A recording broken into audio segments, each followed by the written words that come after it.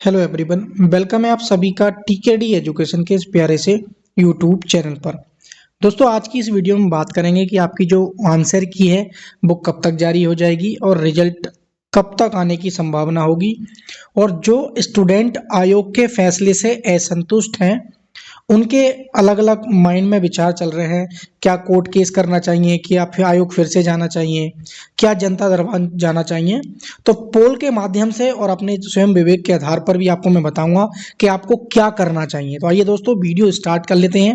अगर आप चैनल पे नए हैं तो वीडियो को लाइक शेयर करके चैनल को जरूर सब्सक्राइब कर लेना, बेल नोटिफिकेशन भी ऑन कर लेना, ताकि जब भी हम कोई भी आपकी भर्ती से जुड़ी हुई वीडियो अपलोड करें आप सभी तक मैसेज पहुंच जाना चाहिए। तो ये बेस्ट चैनल होगा आपको यूपीएससी आयोग की सही और सटीक इंफॉर्मेशन पाने के लिए। दोस्तों, ये मैंने पोल किया था जब आपका आयोग का फैसला आया था, तो मैंने सबसे पहले पोल किया था कि आप आयोग के फैसले से खुश हैं। हालांकि इसमें 1024 स्टूडेंट हैं, लेकिन इसमें से पोल जो किया है लगभग 250 के करीब स्टूडेंट ने पोल किया है। जितने खुश हैं, ये 56 स्टूडेंट का कहना है कि हम खुश हैं।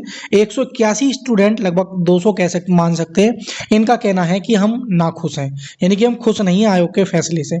उसके बाद मैंने पोल किया था, अगर आप नहीं खुश हैं तो आप क्या करेंगे। कोर्ट जाएंगे, आयोग जाएंगे, जनता दरबार जाएंगे। तो 137 स्टूडेंट का कहना यह है कि हम कोर्ट जाएंगे। मेरे पास बहुत सारे मैसेज और कॉल उसी दिन से आ रहे थे। मुझे 2-3 ग्रुपों में भी जोड़ दिया है, उन्होंने अपने अपने स्तर से वकील भी कर लिए हैं और जो बजट था वो भी हायर कर लिया है।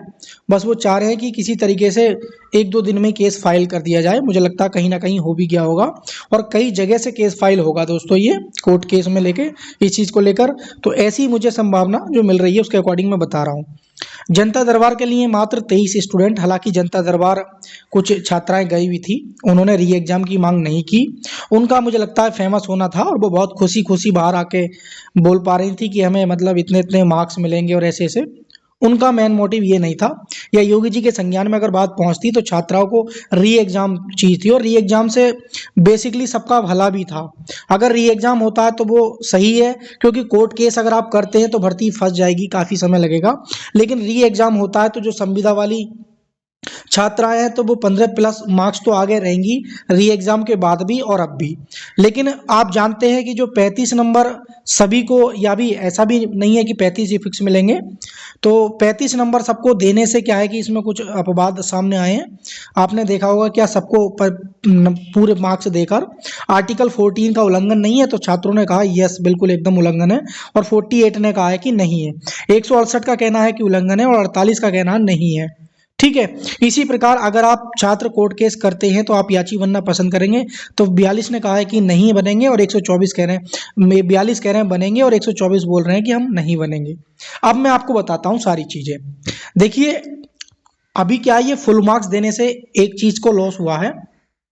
अब आपने मान लीजिए तैयारी की थी इंग्लिश पढ़कर, इंग्लिश मान लीजिए आपके सिलेबस में है, आपने इंग्लिश में sentence, parts of speech, narration, active passive, direct indirect सब पढ़ा आपने, लेकिन आपके सिलेबस में इंग्लिश नहीं है, ये आपके सिलेबस में मैथ आई।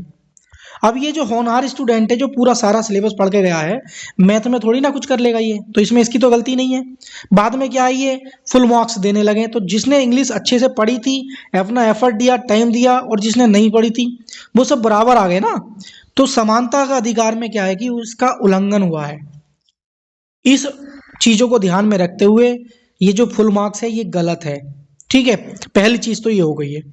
दूसरी चीज है, अगर ये आपका री एग्जाम होता, अगर हो जाता, सभी टीचर्स अगर सपोर्ट करते तो 110% होता, लेकिन इसमें सारी चीजें विवादित होती चली गई, पॉलिटिक्स बीच में आती है, आ जाती है, आप समझ सकते हैं। आयोग की तरफ से हो या चैनल की तरफ से हो या बच्चों की तरफ से हो, हर चीज अपने अपनी अलग पॉलिटिक्स छिड़ जाती है।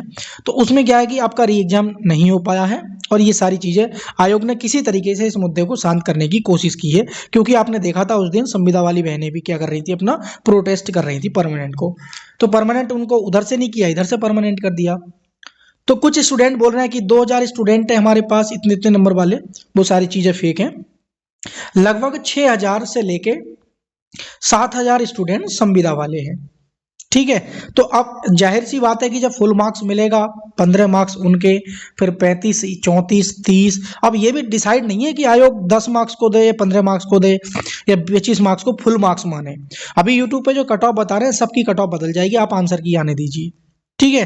तो ये सारी चीज़ें हैं। तो मेरे अकॉर्डिंग अगर आप चाहते हैं कि आपको क्या करना चाहिए, छात्रों का अलग अलग ओपिनियन है, कोर्ट जाएंगे, तो मेरे अकॉर्डिंग आप अगर एक बार और कोशिश करना चाहते हैं तो कोर्ट मत जाना, क्योंकि ये भर्ती फंस जाएगी। आप री एग्जाम के लिए, अगर आप री एग्जाम के लिए प्रयास कर रहे हैं अलग अलग ग्रुप में, तो आप बड़ी संख्या में एकत्रित होजिए और आप सीधा जनता दरबार आप जाइए, क्योंकि आयोग ने हमसे बोला था कि अगर आप फैसले से हमारे खुश ना हो तो आप कोर्ट केस भी कर सकते हैं, जनता दरबार भी जा सकते हैं, आयोग फिर भी आ सकते हैं। ये आयोग ने बोला था कि अगर आप आयोग के फैसले से ना खुश हो, आयोग ने तो अपना फैसला दे दिया कि हम इतने मार्क्स देंगे। अब आप कितने खुश हैं वो आपने यहाँ पे तो बता दिया कि हम इतने लोग ना खुश हैं। अगर इतने लोग, आप या तो जनता दरबार पहुंच जाइए या आप या आयोग पहुंच जाइए, तब शायद आपका काम हो सकता है, तब शायद आपको री एग्जाम देखने को मिल सकता है। ये सारी चीज़ें हैं जो आपके पोल से उनके उसके अकॉर्डिंग मैंने सारी चीज़ें क्लियर की हैं। अब मैं आंसर की को बता रहा हूँ कि आपके आंसर की और रिजल्ट कब तक आएगा। नॉर्मली आंसर की 1-2 दिन में आ जाती है, लेकिन इसमें अपवादित है। क्वेश्चनों को चुनना होगा कि किसको आउट ऑफ सिलेबस रखा जाए, किसको नहीं। जो लोग बोल रहे हैं कि 1 से 2 दिन में आ जाएगी आंसर की, 1 से 2 दिन बीत भी गए, आपने देखा भी है, और अभी आंसर की नहीं आई है। ये चीज़ मैं पहले ही बोल रहा था और आज फिर मैं बोल रहा हूँ कि अभी भी मुझे लगता है कि इसमें और डिले देखने को मिलेगा। एकदम से आंसर की नहीं आएगी, क्योंकि विवादित है। क्वेश्चनों को सर्च करना, कमेटी की रिपोर्ट बनती है, सारी चीज़ें, परीक्षा नियंत्रक, सब सारी चीज़ों के साइन होते हैं, सारी चीज़ें पास होती हैं। ये अलग मुद्दा है, क्योंकि नॉर्मली आंसर की देना एक अलग चीज़ है और ये आंसर की देना अलग चीज़ है, क्योंकि इसमें फुल मार्क्स किसको रखा जाए किसको नहीं, इसलिए डिले हो रही है। लेकिन रिजल्ट में इसमें डिले नहीं होगा। नॉर्मली 2-2.5 महीने में आपका रिजल्ट यूपीएससी आयोग 3 महीने में दे देता है, जैसे जूनियर असिस्टेंट 5512 का। तो उम्मीद है इसका भी 2 माह आप मान सकते हैं कि आपका जो रिजल्ट है, जैसे फरवरी मार्च अप्रैल के फर्स्ट वीक तक आपका क्या है, रिजल्ट देखने को मिल जाएगा। तो कट ऑफ के लिए आप थोड़ा सा वेट कर लेंगे। अगर आप मेरे चैनल पे जुड़े हुए हैं, अगर सही कट ऑफ जानना चाहते हैं और अगर आप मन को तसल्ली और खुश देना करना चाहते हैं, तो यूट्यूब पे डेली बहुत सारी वीडियो बन रही हैं और वो रोज़ कट ऑफ भी ला रहे हैं, तो आप उनकी कट ऑफ देखकर खुश भी हो सकते हैं। ठीक है, तो सही और सटीक जानकारी देना मेरा मकसद था। अगर आप भी इस व्हाट्सएप ग्रुप में जुड़ना चाहते हैं तो डिस्क्रिप्शन में नीचे लिंक दे रखा है, लेकिन अभी जुड़ नहीं पाएंगे क्योंकि अभी ये ग्रुप फुल हो चुका है। ठीक है, तो सही जानकारी लगी हो तो लाइक कर देना, शेयर भी कर देना, और चैनल पे नए हो तो चैनल को जरूर सब्सक्राइब कर लेना। Thank you for watching video. मिलेंगे किसी नेक्स्ट वीडियो में। आपका कोई भी क्वेरी है कमेंट सेक्शन में शेयर कर सकते हैं, उस पर जवाब मतलब देखकर अगली वीडियो में आपका जवाब दे दिया जाएगा। ठीक है, जय हिंद।